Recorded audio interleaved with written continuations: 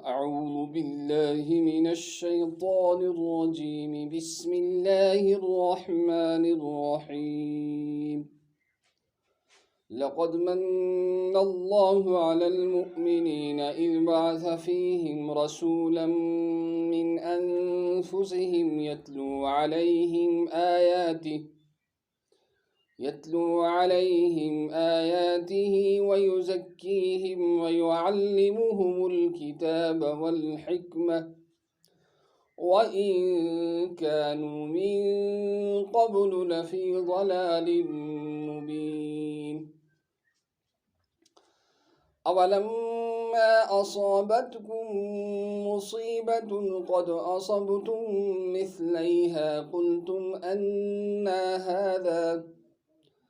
قل هو من عند أنفسكم إن الله على كل شيء قدير. وما أصابكم يوم التقى الجمعان فبإذن الله وليعلم المؤمنين.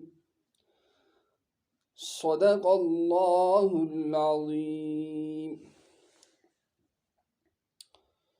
محترم سامعین، درس تفسیر کے سلسلہ میں آج ہم سورۃ آل عمران کی آیت نمبر 164 سے لے کر 166 یعنی کہ آج کا ہمارا سبق آیت نمبر 163 سے لے کر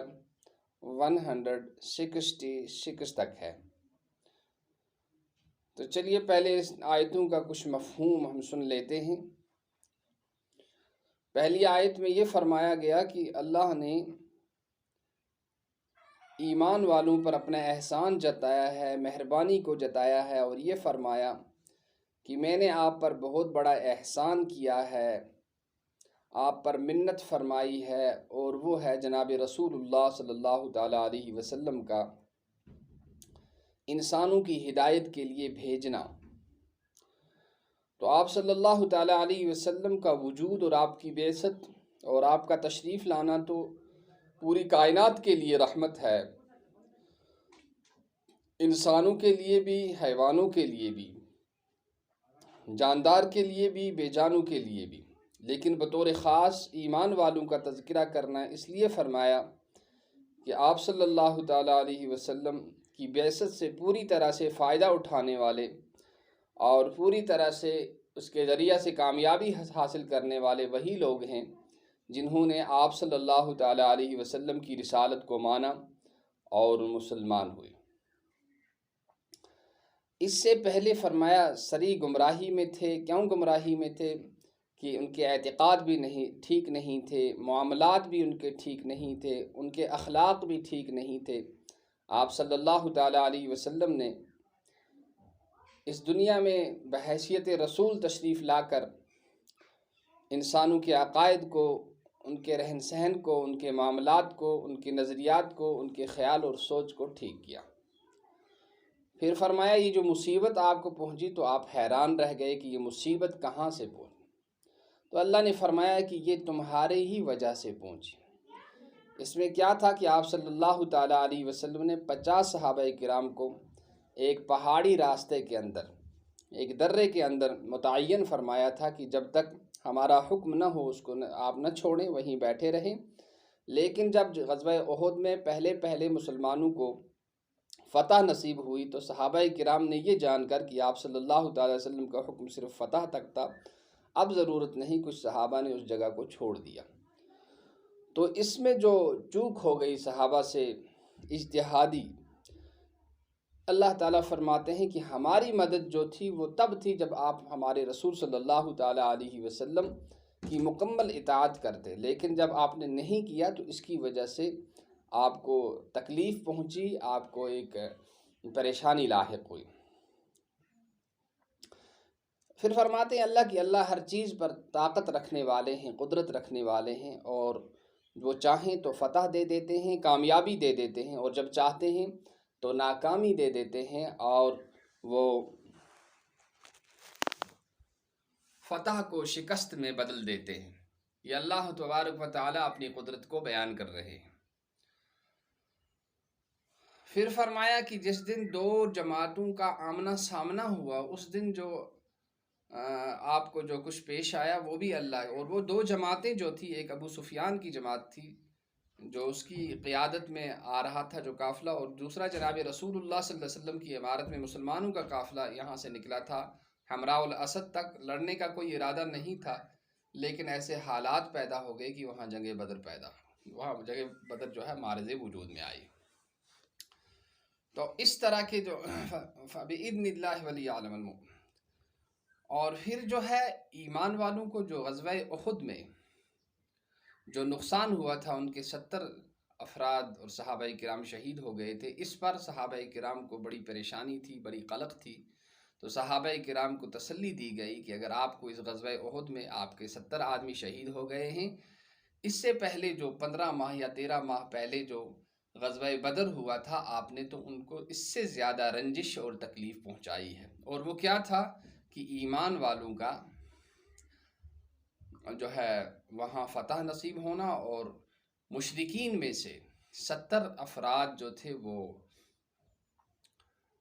قتل ہوئے اور ان کے 70 گرفتار ہوئے، جبکہ آج غزوہ احد میں صرف مسلمانوں میں سے 70 افراد شہید ہوئے۔ تو یہ آیتوں کا مفہوم ہے۔ تو چلیے لفظی ترجمہ سنتے ہیں۔ اللہ تبارک و تعالیٰ فرماتے ہیں کہ لقد، سچی سے، من احسان فرمایا اللہ نے، اذ جب، بعثا بھیجا، فیہم ان میں، رسولاً ایک رسول، من انفسہم انہی میں سے، یعنی آپ صلی اللہ تعالیٰ علیہ وسلم انسان تھے، کوئی فرشتے یا جن نہیں تھے، لیکن تمام کائنات کے تمام فرشتوں اور انسانوں اور پیغمبروں میں سے افضل جناب محمد رسول اللہ صلی اللہ علیہ وسلم کی ذات گرامی ہے۔ وَإِن کا تو علی المؤمنین اذ بعث فیہم رسولا من انفسہم، یتلو، من انفسہم انہی میں سے، یتلو وہ تلاوت کرتا ہے، علیہم ان پر، آیاتہ اس کی آیات کو، ویزکیہم اور ان کو پاک صاف کرتا ہے، ویعلمہم اور ان کو سکھاتا ہے، الکتابہ کتاب، والحکمت اور حکمت، وَإِن اور بے شک، کانو تھے وہ، من قبل اس سے پہلے، لفی ضلال مبین کھلی ہوئی گمراہی میں۔ اولما کیا جب، اصابتکم پہنچی تمہیں کوئی مصیبت، قد اصبتم مثلیہا تحقیق کہ تم نے اس سے پہلے ان کو دو گنا تکلیف پہنچائی ہے، قد اصبتم مثل، قلتم تم نے کہا، انا ھذا یہ کہاں سے ہو گیا، قل آپ کہہ دیجئے، فرما دیجئے، هو من عند انفسکم وہ تمہاری ہی طرف سے ہے، قل هو من عند ان اللہ بے شک اللہ، علی کل ہر چیز پر، قدیر طاقت رکھنے والا ہے، قدرت رکھنے والا ہے، وما اور جو کچھ، اصابکم تمہیں پیش آیا، یوم اس دن، التقى الجمعان، التقا جس دن آمنا سامنا ہوا، مقابلہ ہوا، الجمعان دو جماعتوں کا، فبإذن اللہ تو یہ اللہ کے حکم سے، اللہ کے فیصلے سے ہوا، ولیعلم اور تاکہ جان لے، ولیعلم اور تاکہ جان لے اللہ، المؤمنین ایمان والوں کو، یعنی کہ جب جنگ ہوگا، مشکل ترین عمل کو انجام دینا ہوگا، جان کی بازی لگانی پڑے گی، تو عملی طور سے وہ لوگ سامنے آ جائیں گے، اور ان لوگوں کا پتہ چل جائے گا جن کے دل میں واقعی ایمان ہے اللہ پر، اللہ کے رسول پر، اور آخرت کا شوق ہے، اور وہ اپنا سب کچھ دینے کے لیے تیار ہے۔ ورنہ اس طرح سے زبانی طور پر سارے ہی یہ کہہ سکتے ہیں کہ ہم ایمان والے ہیں، ہم نے کلمہ پڑھا ہے، ہم مسلمان ہیں۔ اس کے جانچنے کے لیے اور پرکھنے کے لیے اللہ تبارک و تعالیٰ نے اپنے بندوں پر مشکل ترین جو بظاہر لگتا ہے جو عمل مشکل ترین ہے، اور جس میں بڑی جان کی بازی لگانا یہ جو ہے کوئی آسان بات نہیں ہے، اسی سے ایمان والا اور بے ایمان الگ الگ ہو سکتے ہیں۔ ایمان والا اس سے بھاگے گا نہیں، اور بے ایمان جو ہوگا وہ اس کے لیے تیار نہیں ہوگا، بلکہ وہ جہاں فائدہ دیکھے گا وہاں آئے گا، اور جہاں اس کو یہ محسوس ہوگا کہ یہاں میرا کوئی مالی فائدہ نہیں، دنیاوی فائدہ نہیں، وہاں وہ پیچھے جائے گا۔ تو گویا کہ یہاں تین باتیں بطور خاص کی رسول پاک صلی اللہ تعالیٰ علیہ وسلم بشر ہیں، انسان ہیں، کوئی فرشتے یا جن نعوذ باللہ نہیں ہیں، لیکن سب انسانوں، سب پیغمبروں اور فرشتوں میں سے افضل ہیں۔ اور پھر جو ہے مسلمانوں کو تسلی دی گئی کہ آپ کو اتنا پریشان ہونے کی ضرورت نہیں. اور تیسری آیت میں یہ بتایا گیا کہ اللہ نے یہ اس لیے کرایا تاکہ ایمان والوں کا امتحان ہو جائے، اور امتحان ہی سے کھرا اور کھوٹا نکھر کر آتا ہے، اچھے اور بھلے کی تمیز ہوتی ہے. اللہ تعالی ہمیں قرآن پاک کو سننے کی، عمل کرنے کی اور باقی لوگوں تک پہنچانے کی توفیق نصیب فرمائے. اللہ تعالی پوری انسانیت کو اسلام کی، قرآن کی تعلیمات کو سمجھ کر ان پر ایمان لانے کی اور ان پر عمل پیرا ہونے کی توفیق نصیب فرمائے. السلام علیکم ورحمۃ اللہ وبرکاتہ.